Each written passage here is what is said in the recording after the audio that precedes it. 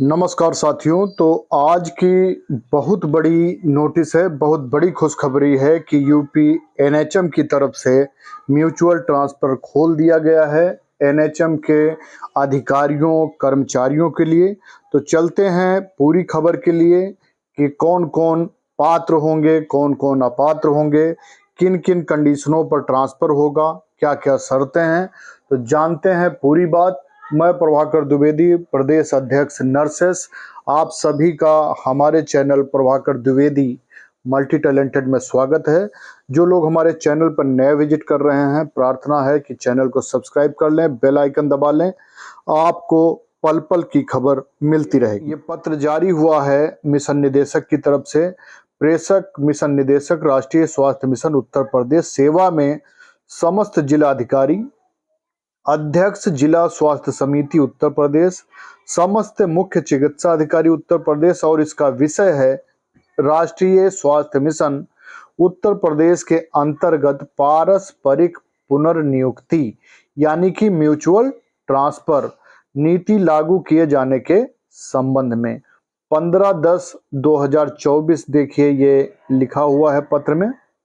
और महोदय महोदया, कृपया अवगत कराना है कि राष्ट्रीय स्वास्थ्य मिशन उत्तर प्रदेश के अंतर्गत कार्यरत संविदा कर्मियों हेतु पारस्परिक पुनर्नियुक्ति नीति वित्तीय वर्ष 2024-25 हेतु लागू की जाती है, जिसका विवरण निम्नवत है।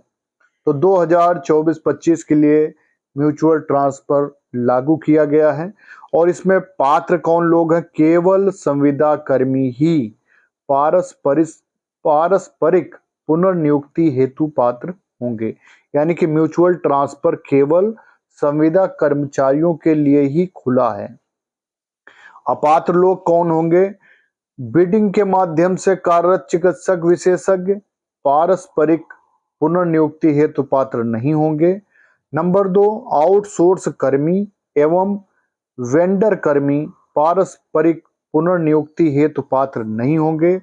नंबर 3, ऐसे संविदा कर्मी जिनका पूर्व में स्थानांतरण और पारस्परिक पुनर्नियुक्ति हो चुका है, दंडात्मक तैनाती की गई है, न्यायालय में वाद लंबित हो, वित्तीय अनियमितता एवं कोई अनुशासनात्मक कार्रवाई लंबित हो, वह पारस्परिक पुनर्नियुक्ति हेतु पात्र नहीं होंगे। पारस्परिक पुनर्नियुक्ति हेतु प्राप्त ऑनलाइन आवेदन के संबंध में संबंधित जनपद द्वारा उक्त तथ्यों के आधार पर की गई पुष्टि एवं पारस्परिक पुनर्नियुक्ति हेतु संस्तुति किए जाने के उपरांत ही पारस्परिक पुनर्नियुक्ति की प्रक्रिया की जाएगी। तो नोट में क्या क्या दिया गया है?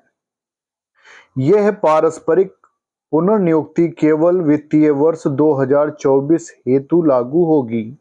नंबर 2, पारस्परिक पुनर्नियुक्ति हेतु ऑनलाइन आवेदन दिनांक 5 नवंबर 2024 से 30 नवंबर 2024 तक स्वीकार किए जाएंगे। कब से कब तक? 5 नवंबर से 30 नवंबर तक।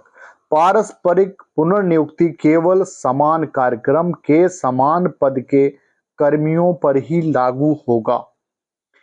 केवल ऑनलाइन आवेदन ही स्वीकार होंगे, अन्य माध्यम से प्राप्त आवेदनों पर विचार नहीं किया जाएगा। संबंधित संविदा कर्मी का अंतिम मानदेय प्रोटेक्शन पे के साथ पारस्परिक पुनर्नियुक्ति की जाएगी, अर्थात नवीन तैनाती स्थल पर पूर्व में निर्गत अंतिम मानदेय के साथ तैनाती दी जाएगी। वार्षिक वेतन वृद्धि तथा अन्य देयकों की गणना में पूर्व के सेवा काल का संज्ञान लिया जाएगा।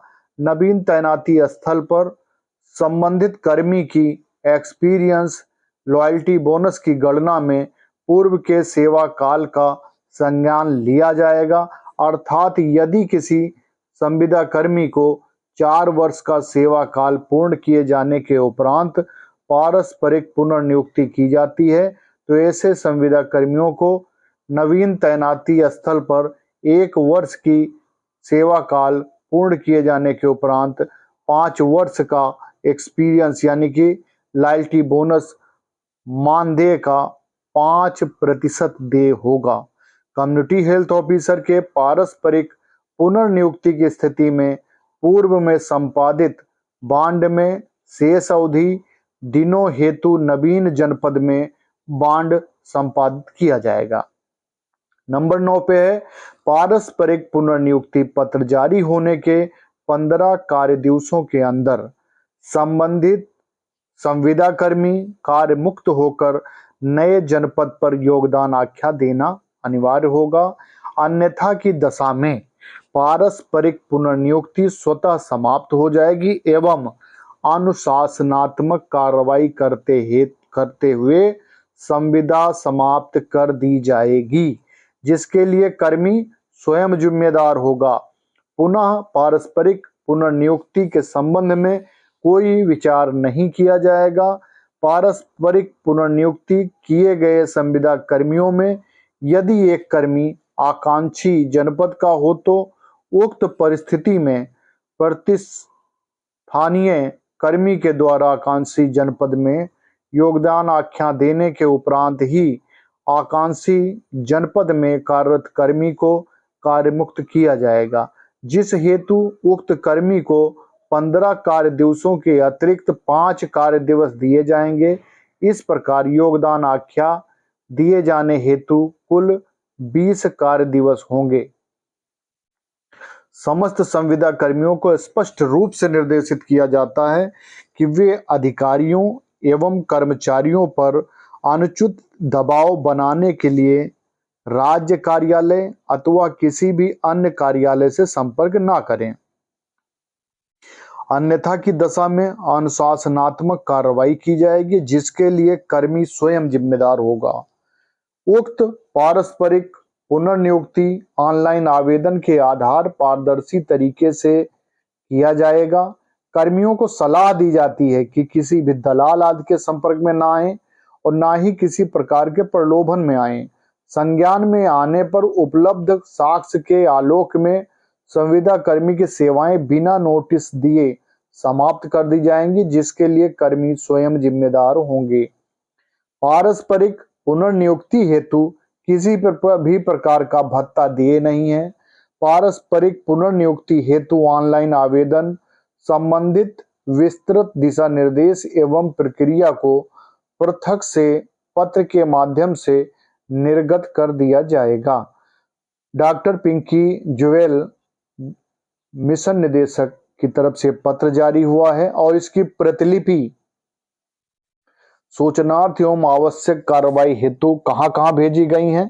प्रमुख सचिव चिकित्सा स्वास्थ्य एवं परिवार कल्याण उत्तर प्रदेश शासन को, महानिदेशक चिकित्सा एवं स्वास्थ्य सेवाएं उत्तर प्रदेश को, महानिदेशक परिवार कल्याण उत्तर प्रदेश को, अधिशासी निदेशक UPTSU उत्तर प्रदेश को इस आशय से प्रेषित की कि मानव संपदा पोर्टल पर पारस्परिक पुनर्नियुक्ति मॉड्यूल तैयार किए जाने हेतु नंबर 5 अपर मिशन निदेशक राष्ट्रीय स्वास्थ्य मिशन उत्तर प्रदेश, वित्त नियंत्रक राष्ट्रीय स्वास्थ्य मिशन उत्तर प्रदेश, समस्त अपर निदेशक चिकित्सा स्वास्थ्य एवं परिवार कल्याण उत्तर प्रदेश, समस्त महाप्रबंधक उप महाप्रबंधक विभागाध्यक्ष SPMU NHM उत्तर प्रदेश, महाप्रबंधक MIS को इस आशय से प्रेषित की कि ऑनलाइन पारस्परिक पुनर्नियुक्ति प्रक्रिया हेतु UPTSU एवं NIC के सहयोग से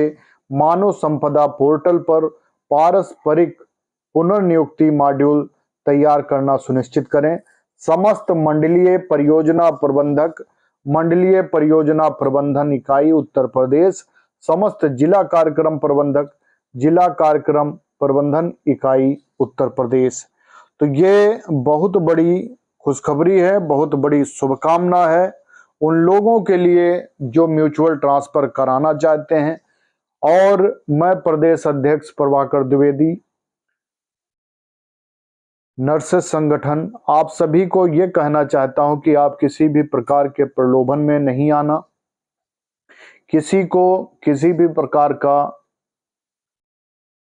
धन मत दें। आपके पैसे का दुरुपयोग हो सकता है, किसी भी लालच में ना आए। आप लोग ऑनलाइन अप्लाई करें, ईश्वर ने चाहा तो आपका ट्रांसफर होगा, क्योंकि सब ट्रांसपेरेंट चीजें चल रही हैं। आप बिल्कुल भी किसी के बहकावे में ना आए, ये मेरी तरफ से सुझाव है और सलाह है। बाकी मानना ना मानना आप सबके हाथ में है। बहुत बहुत धन्यवाद है।